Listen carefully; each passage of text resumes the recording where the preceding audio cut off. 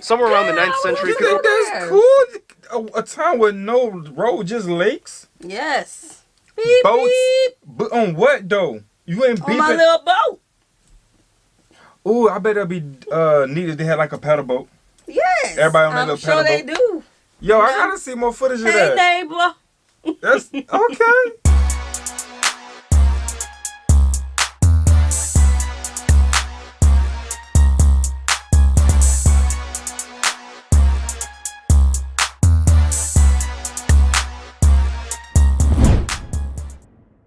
What's good, y'all? It's the Demouchets REACT, and we're back with another video. Who we got today, see? Today we're back with another American reaction. Super excited about this video. If you're new to us and we're new to you, make sure you scroll down, hit that subscribe button, and turn on the post notification bell because we're on the road to 200K. And we cannot get there without you guys, all right? Join the family. Without further ado, let's get into the video. Let's get it. My Dutch friend Vincent, who used to do the animations before I regrettably hired Ken. Wait, what? He came and visited here in LA. Long story short, I promised him he could be in the Netherlands episode, so we pre-shot some footage, and this was the intro we made. I flew over this guy, a real Dutchman. Say hi to Vincent. Right here. Hey, Vincent. Hey, look. Vincent, I know the Dutch are tall, but just step down from the box, okay? Just step down. Oh, man. You get off of your box then. I can never top those days. That was fun. Oh, and this episode is on the Netherlands. It's time to learn geography. Now! Everybody, I'm your host, Barbs. Now, there are many countries that deal with water issues. Some lack water, some have too much water, and some, like the Netherlands, have bridled the wild stallion and have learned how to control the water and use it to their advantage. Water is probably the most powerful element in the Netherlands, and without it, they would be, I don't know, pretty useless. So what do you say, 2016 Vincent? En dan nu politieke geografie. So, yeah, stop calling this place Holland. That's just one part of the country, even though their country's national tourism website is called Holland.com. You're not helping us here, Dutchies. Oh, and hey, there's a town called The Hulk. First of all, the country is located in northwestern Europe along the North Sea, bordered by Germany and Belgium. The country is divided into 12 provinces. Here's 2016 Vincent naming all of them for you. They are Limburg, Noord-Holland, Zeeland, Zuid-Holland, Utrecht, Gelderland, Overijssel, Drenthe, Groningen, Friesland, North-Holland, and the newest province, Flevoland. Almost all of Flevoland was reclaimed from the Zuiderzee in the 1950s. So besides being famous for making cheese and clogs, we also make our own land. The country kind of has two capitals. Amsterdam, the largest city and economic hub of the country, and home to the Royal Palace. And just to skip over, the third largest city, The Hague, acts as the second capital, which holds the seat of government, as well as the International Court of Justice. The second largest city, though, would be Rotterdam, which holds the busiest seaport in all of Europe. The busiest airport, though, is of course Amsterdam's Schiphol International, Europe's third busiest airport, carrying nearly 70 million passengers annually. Now we reach the overseas territories. Apart from the mainland European part, the country actually holds sovereignty over 6 other island entities in the Caribbean, remnants of the colonial past. These are collectively called the Dutch Caribbean. And here's where it gets a little confusing. Technically, the Netherlands is a country made up of 4 countries, the mainland Netherlands, as well as 3 other constituent countries, kind of like what Wales and Scotland are to the UK. They are Aruba, Curacao, and St. Martin, which is actually half of an island shared with the French overseas territory of the same name, but in French. This means that this one island is the only area which the Netherlands technically borders France. These guys hold a high level of autonomy, they can have their own constitutions and currency. Otherwise, the remaining 3 islands are Bonaire, St. Eustatius, and Little Saba, which by the way has the shortest airport runway in the world. These 3 fall under the title of special municipalities and do not belong to any province. They are directly controlled by the Dutch government. However, in 2011, they decided to switch currencies and adopt the US dollar. All these islands lie in the subregion known as the Lesser Antilles. Aruba, Curacao, and Bonaire are usually referred to as the ABC Islands, lying in the subregion of the Leeward Antilles, whereas St. Eustatius, Saba, and St. Martin, usually called the SSS Islands, are located in the subregion of the Leeward Islands. Keep in mind, at one point, all 6 of these islands were called the Netherland Antilles and operated collectively as a single constituent country with the capital at Willemstad in Curacao. They even competed separately in the Olympics. With the exception of Aruba, who had autonomy in 1986, it wasn't until the early 2000s when they all voted for their future, and it kind of went like this. Okay guys, you have 4 options for your future. Choose wisely. You can have closer ties to us, remain just as you are in the Netherland Antilles, autonomy as a constituent country within the Kingdom of the Netherlands, or you can opt for complete independence as a new nation and break away from us. We vote for autonomy as constituent countries. Me too. What the? We want closer ties and we'll settle for special municipality status. Really, Bonaire? You're one of us, the ABC Island. You're really gonna ditch us like that and leave us with this half-Frenchy magoo? Yep, deal with it. And that's basically how it went down. So there you go. That's how you make a Netherlands. Waterways dominate the country, though. There's even a town with no roads and only wow, canals. that's cool. But how did it end up this Cool. way? Somewhere around the 9th century. You think that's cool? A town with no road, just lakes? Yes. Beep, Boats? beep. But on what, though? You ain't On my beeping. little boat. Ooh, I bet that'd be neat if they had like a paddle boat. Yes. Everybody on that I'm little sure paddle they boat. do.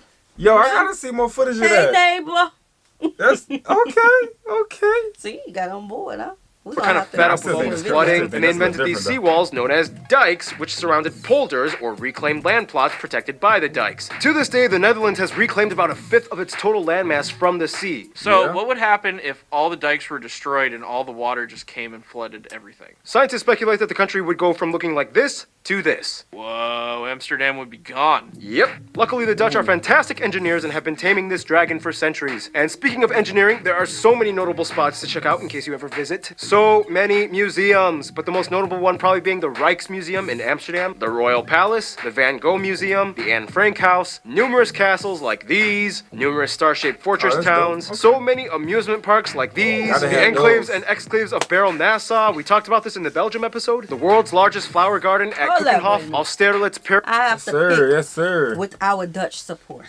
Uh-oh. Here she come, y'all. Brace yourself. We have been reacting to Dutch content for a year now. It's been a year now? Y'all didn't like our conversations about cars that much to where y'all hid the amusement parks from us.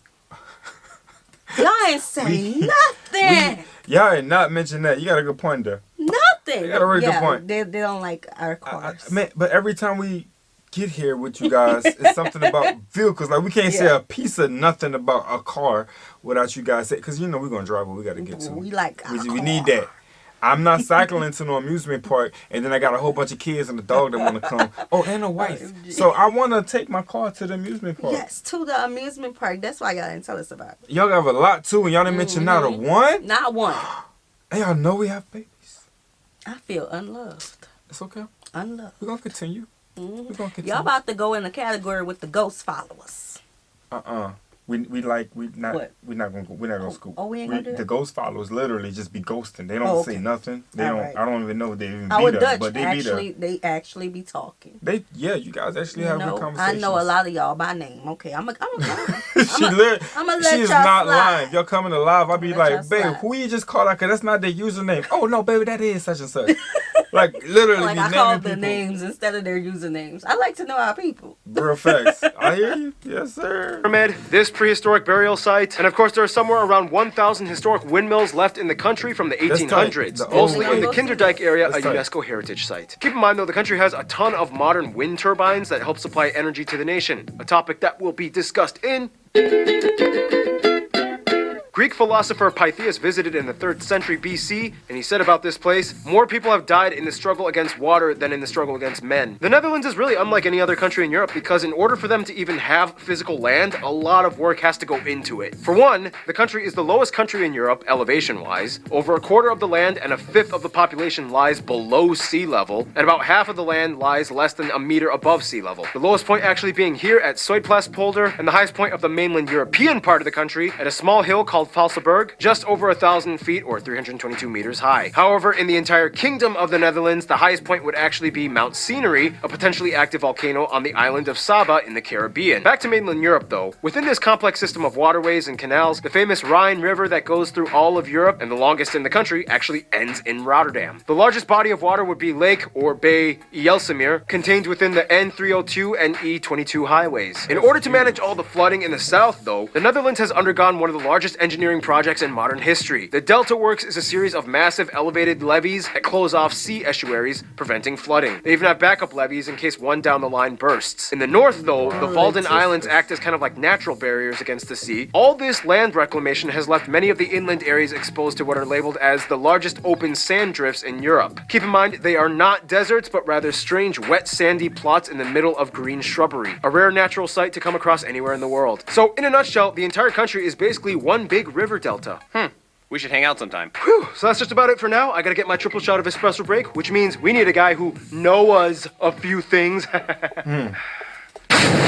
Besides all the water chaos, the Netherlands is quite a powerful nation considering its size. They rank in the top 20 largest world economies, usually around 17th or 16th place, and they rank somewhere in the top 5 to 10 largest exporters on Earth. In fact, they have the oldest stock exchange in the world, dating back to 1602. Didn't that lead to like the whole tulip mania thing where people sold a single bulb for the price of like an entire ship? That was not the stock market, that was just a socio-economic phenomenon, and at its height sold for 10 times the annual wage of a skilled craftsman. Anyway, today, although they produce about 80% of the world's tulips and over half of the world's cut flower exports, their economy is mostly driven by the service and energy sectors. After the discovery of a natural gas field in 1959, the Dutch became a fuel powerhouse. The Shell company became the largest and most internationally recognized Dutch company in the world. Besides the petroleum industry though, the Dutch are well known for their electronics and tech innovation. The company Philips invented the audio tape, which helped pioneer other formats like videotapes, CDs, DVDs, and Blu-rays. Yeah, the company was Dutch, but keep in mind it was invented in Hasselt, Belgium. Oh, Belgium. Well,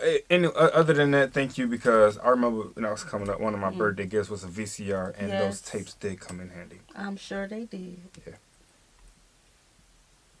We love you, but don't try to take this from us. Otherwise, the Dutch have made great strides towards environmental protection. It's not uncommon to find animal crossing bridges to allow wildlife to cross over highways. Over 70 mammal species exist here, such as hares, hedgehogs, stoats, and deer. In addition, according to their government website, they produce over 65 billion euros in vegetable, fruit, flour, meat, and dairy products. Speaking of which, the modern orange-colored carrot was originally bred orange here in the Netherlands to specifically honor the king. Since then, orange carrots are now kind of an international staple. And speaking of which, food! Some top notable dishes you guys, the Dutch geography peeps, suggested we mention include things like various types of stampots, Dutch pancakes with powdered sugar, apple tarts, bitterballen, split pea soup, rookworst, stroopwafels. So many potato dishes, brined herring and smoked eel. Gin was invented here. Sorry, Brits. Gin? For breakfast, chocolate sprinkles on toast is common. And the pride and joy of the nation, Gouda cheese. Yep, that's how you pronounce it, guys. Oh, and keep in mind, they used to be the... Baby, look, because I love cheese. And I be hard down saying Gouda. Oh, yeah. Go, like I emphasize the G. I don't know why. Because you love it. Man, give me some Gouda. But it's who? Okay, that's different. I feel like my whole life a lie. Gouda? Yes. But it's pronounced to them with an H. Like a hoop. Gouda. Hoot. Gouda. Really? Gouda cheese. If I go ask for that at the deli, they gonna look at me crazy. Because we all say Gouda. Gouda, yeah. It's always But now I know. Now I know. You want to sound fancier. Yes, like I know what I'm talking about. There you go. My Dutch people told me. Just don't scream it at me because I'm not going to remember. I'm like, what you talking about? That Gouda cheese. That Gouda cheese. Largest beer exporters in the world, Heineken being their top brand until Mexico beat them in 2010. Oh wow, cool. It's also important to note that you will probably find lots of Indonesian and Surinamese dishes like satay or salted cod buns. A little cultural cue that hints towards the colonial past, which brings us to... Thank you, Noah. Follow him on Instagram. Yep. Okay, that just happened. Now, in Europe, you have all different types of people that operate with all different customs and ideologies. Here, they have two sayings that kind of sum up how a lot of their country operates. Meten is weten, and gezelligheid kent geen tijd. How's that Dutchies? Terrible? Good? Well, you're gonna get what I give. Anyway, the country has about 17.5 million people and is the most densely populated nation in Europe. About 77% of the population identifies as Dutch, to whatever extent that may mean, whereas 10% are other Europeans, and the remainder are made up of other people groups, mostly Turks, Indonesians, as well as the Surinamese, and surprisingly, even some Americans. They use the euro as their currency, they use the type C and F plug outlets, and they drive on the right side of the road. Now, we all know that Dutch is the official language of the Netherlands. However, if you speak English, you should have no problem at all visiting. Netherlands has the highest proficiency in English out of any non-English official country in the world. Somewhere around 9 out of 10 Dutch people claim they can comfortably speak English, and around 94% of the country is in some way bilingual. Geography Anna told me a joke. Many times Dutch kids will ask their parents, Hey, Mom.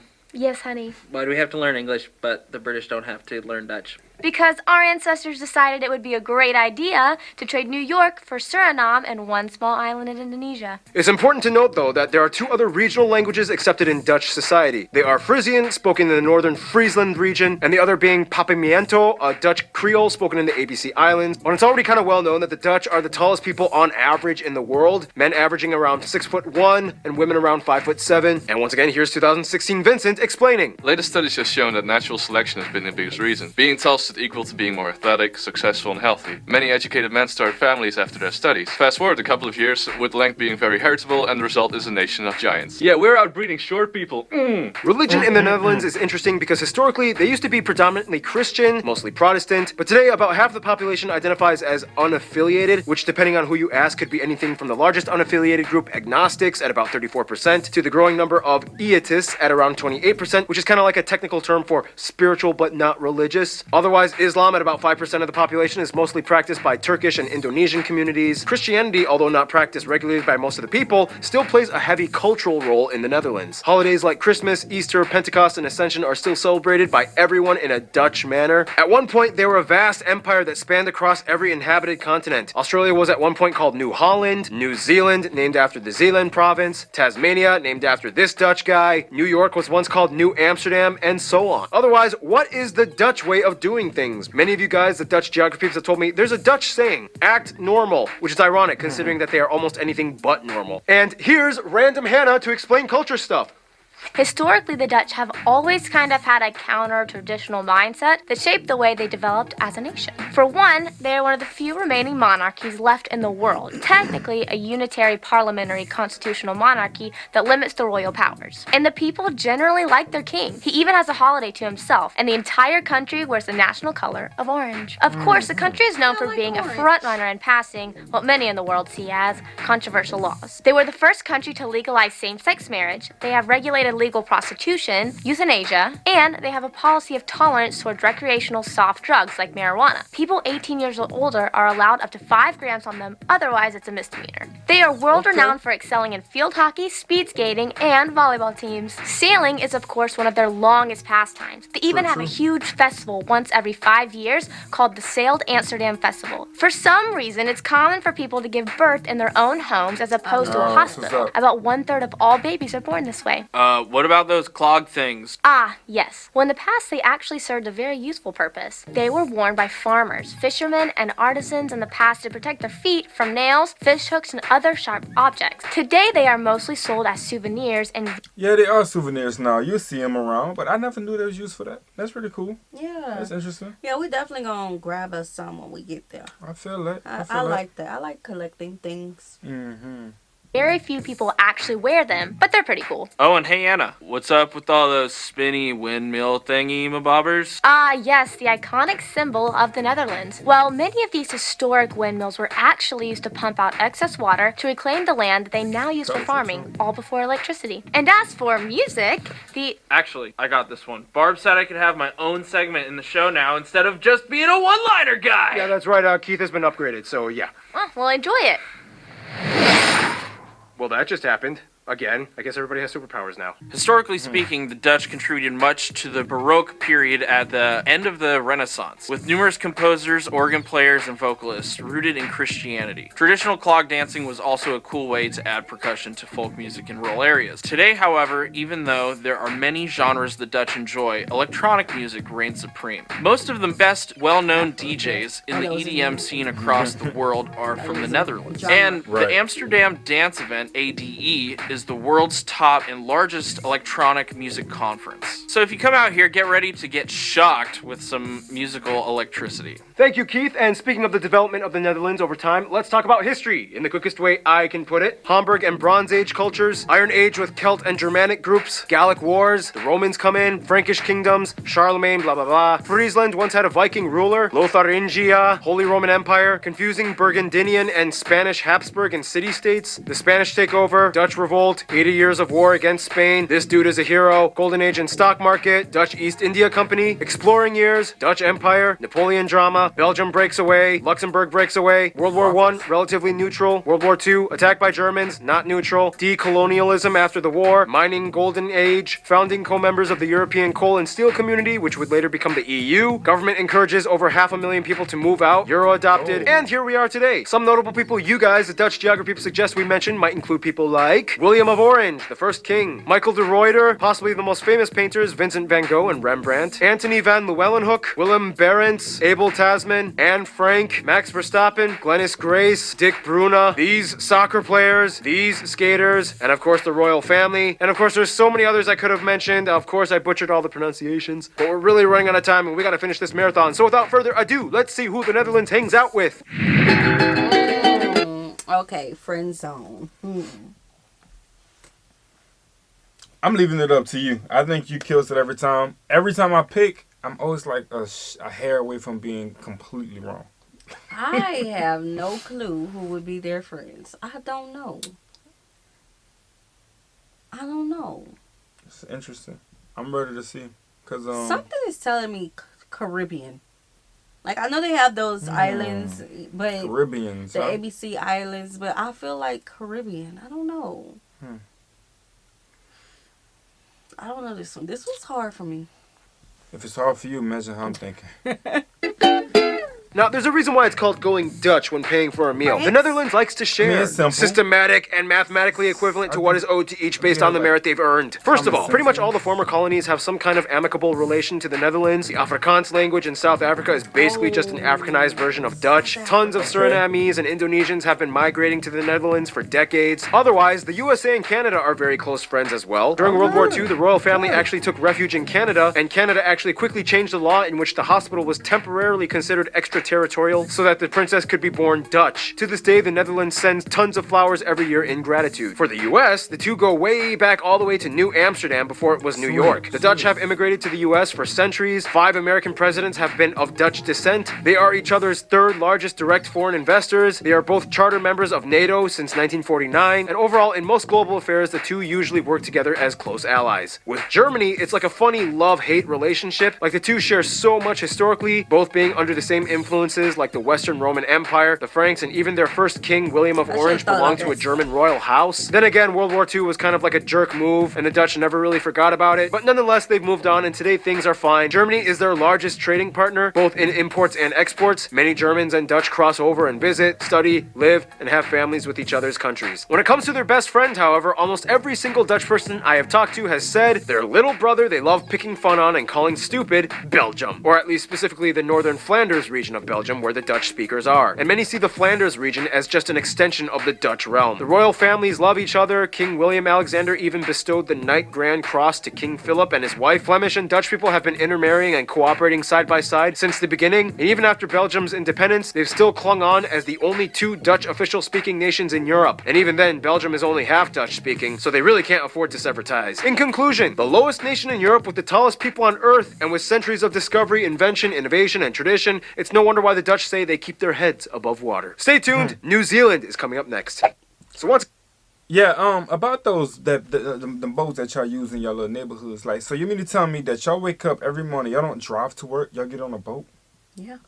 Because y'all neighborhood is surrounded by water, like? I don't know, but you know that they're one of the countries that they're not car-centric. Facts. Facts. I don't know. That's different. Again, we got to see a little more about that one. Yeah. Y'all got to actually show us the neighborhood so we could see. Maybe there's a back road. Well, he say there's no road, so. Man, that's different. I don't know. It look cool. The yards it look does. nice Everything and looks everything. nice. I'm just like saying a it's little like... resort. Oh, yeah, I got to look into that. That's different, bro. Yeah, that was cool. We've been reacting to y'all for a while. Love, y'all are one of the people that we can go back and forth, and it's like, it's funny.